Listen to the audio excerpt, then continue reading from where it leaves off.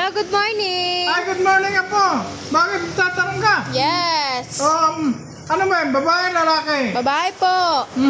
Senior, ano? Magsisenyor pa lang. Okay, babae, magsi-senior. Kaedad ko na yun. Okay, go ahead. Ay, isa po siyang OFW. Aba, OFW, okay. Gusto na niyang umuwi dito sa Pilipinas. And then? Kaso walang kasiguraduhan kung may makukuha siyang trabaho o pagkakakitaan. Ano naman nagtatanong? Ano daw po kaya ang pinakamabilis at hindi siya malulugi na pagkakakitaan pagdating niya dito sa Pilipinas? Parang gusto niya magkaroon ng hanap buhay. Yun, ganun po. Nasiguraduhan. Ang pagninegosyo po ay sa palaran. Pwedeng malugi, marani, nalulugi ang negosyo. Ngayon siya ay OFW, lalo na malapit na rin siya mag-senior. Siyempre ang hinahanap niya yung kasiguraduhan na hindi malulugi. Ang alam ko diyan na po, na negosyong hindi nalulugi at siguradong kumikita ang lupa. Matagal-tagal nga lang pagkikitaan, pero hindi ka doon malulugi pagdating sa lupa.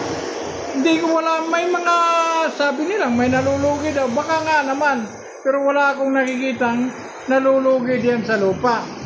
Ngayon, ang tanong niya, yung siguradong pagkikitaan, siguro dahil siya ay may edad na naninigurado na.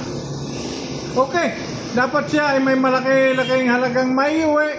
Pagdating niya, maghanap siya ng mabibiling lupa na pwedeng paghalamanan o pwedeng pagtayuan ng apartment. Yung dalawang yun, yung paghahalaman, pwede pa siyang malugi. Doon sa pag-apartment, napakalaking chance niya doon na kumikita. Yun ang alam kong negosyo po.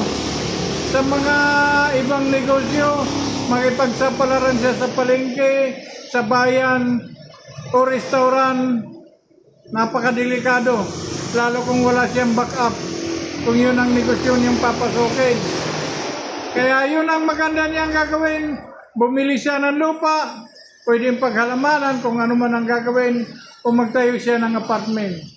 Yun ang alam kong nakakatiyak na pwede siyang tumubo at habang buhay kanya yun. Yun lang po.